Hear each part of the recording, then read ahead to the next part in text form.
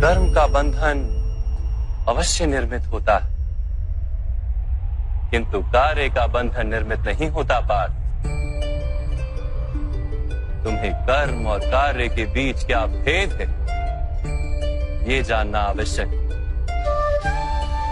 सभी कर्म कार्य, किंतु सभी कार्य कर्म नहीं। कर्म उस कार्य को कहते हैं जिसके साथ फल की आशा जुड़ी। मनुष्य जब भी सुख की, संपत्ति, प्रशंसा की आशा रखकर कोई कार्य करता है तो वो उस कार्य के फल से बंध जाता है। जब किसी कर्म को फल की आशा से किया जाए तो उसे सकाम कर्म योग कहते हैं, और जब किसी कर्म को बिना किसी फल की आशा से किया जाए तो उसे निष्काम कर्म योग कहते हैं। इसी कारण से उसे बार बार जन्म लेना पड़ता है।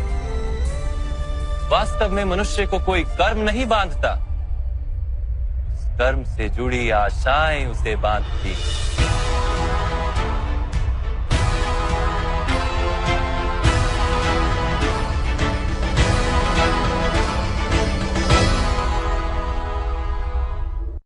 वास्तव में मनुष्य को कोई कर्म नहीं बांधता, उस कर्म से जुड़ी आशाएं उसे बांधती हैं। वो कैसे माधव? यदि इस युद्ध में तुम्हें विजय होने की आशा है तो पराजित होने पर तुम्हें भीषण दुख होगा, और वो दुख तुमसे कोई अन्य कार्य करवाएगा जिसके लिए तुम्हें दूसरा जन्म लेना पड़ेगा।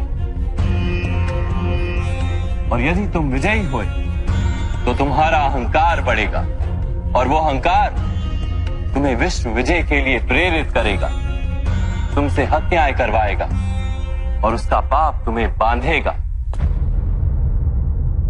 विचार करो, यदि तुम्हें इस युद्ध में ना विजय का मोह और ना पराजय का भय, तो इस युद्ध के अंत में तुम्हें सुख प्राप्त होगा या दुख प्राप्त होगा?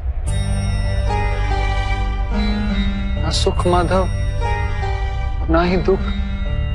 अर्थात तुम्हारा सुख, दुख, हताशा, निराशा, अहंकार युद्ध के कारण नहीं है। युद्ध के साथ तुमने जो आशाएं बांधी हुई हैं, उसके कारण है। क्या ये सत्य नहीं है पार्थ?